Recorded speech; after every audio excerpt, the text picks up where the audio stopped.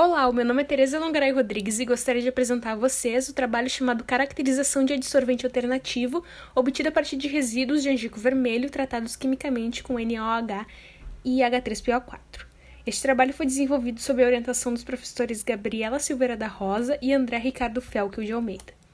O angico vermelho consiste em uma planta que tem sido utilizada no reflorestamento de áreas degradadas. A mesma é nativa do Brasil e pode ser encontrada em diversos estados do país, tais como Minas Gerais, Espírito Santo, Rio de Janeiro, São Paulo, Mato Grosso do Sul, Paraná, Santa Catarina e também no Rio Grande do Sul. O angico vermelho é uma árvore de grande porte responsável pela produção de um grande volume de resíduos, como as vagens, as quais podem ser encontradas no chão ao redor da planta. Essas, por sua vez, não apresentam valor comercial nem aplicação conhecidos. A literatura indica o emprego de diversas biomassas, como o resíduo de angico vermelho, no desenvolvimento de materiais adsorventes, tais como bagaço de cana-de-açúcar, palha de milho, casca de arroz e a palha de azevém, devido ao seu baixo custo, renovabilidade e disponibilidade. É comum realizar a ativação desses materiais, a qual pode ser física ou química, em que a ativação química se destaca devido ao fato de ser um método mais econômico. Assim, realiza-se uma impregnação com agentes desidratantes, como cloreto de zinco, ácido fosfórico, hidróxido de sódio e metais alcalinos. A literatura indica que esse tipo de tratamento promove um aumento na área superficial do material, bem como no poder de adsorção do mesmo. Desta forma, o grupo de pesquisa em engenharia de processos em sistemas particulados tem investido no estudo a respeito do reaproveitamento de resíduos, em que propõe o seu emprego no desenvolvimento de materiais adsorventes.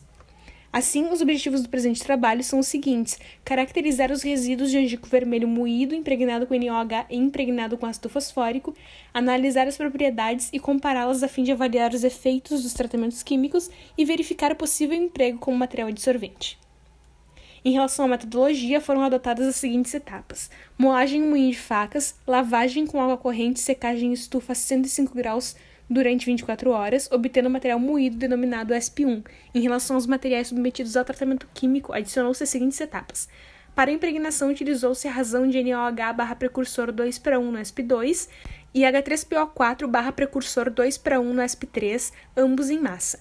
Na sequência, no caso do material impregnado com NaOH, realizou-se uma lavagem ácida com HCl 0,1 molar e ao impregnado com ácido fosfórico, fez-se uma lavagem básica com NaOH 0,1 molar, ambos a fim de promover a neutralização, seguido de secagem nas condições descritas anteriormente.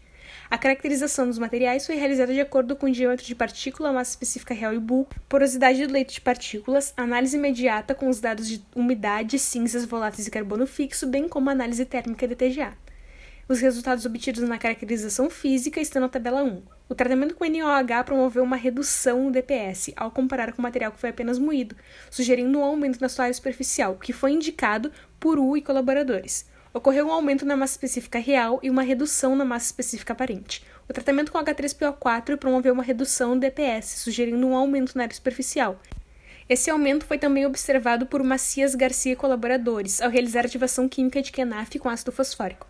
Ocorreu uma redução na massa específica real e um aumento na massa específica aparente. Em ambos os casos, a porosidade do leito de partículas não foi muito afetada pelo tratamento químico. Em relação aos dados de análise imediata, sobre o material impregnado com NaOH, ocorreu uma redução no teor da umidade devido à função desidratante do NaOH.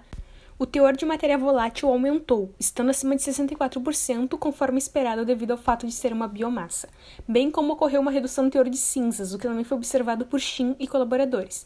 Em relação ao teor de carbono fixo, ocorreu uma leve redução.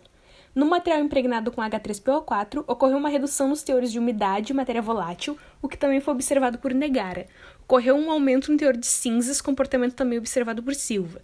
O aumento no teor de carbono fixo se deve à eliminação de outros compostos através da decomposição térmica, em que os voláteis são reduzidos e convertidos para carbono fixo. Os teores de umidade, cinzas e material volátil ficaram dentro da faixa esperada. Em relação à análise térmica de TGA, é possível perceber que o pico relativo à água é menos intenso nas amostras com tratamento químico, devido à função desidratante do NaOH e do H3PO4.